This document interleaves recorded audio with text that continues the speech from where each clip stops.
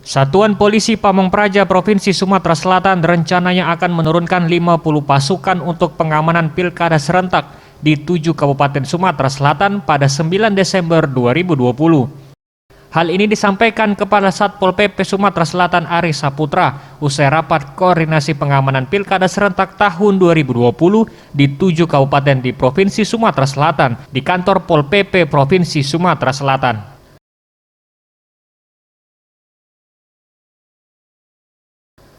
Ia menambahkan upaya ini untuk memastikan keamanan dan ketertiban umum pada saat masa tenang, pelaksanaan pencoblosan dan pasca pencoblosan sampai dengan tahap pengumuman pemenang dan pelantikan.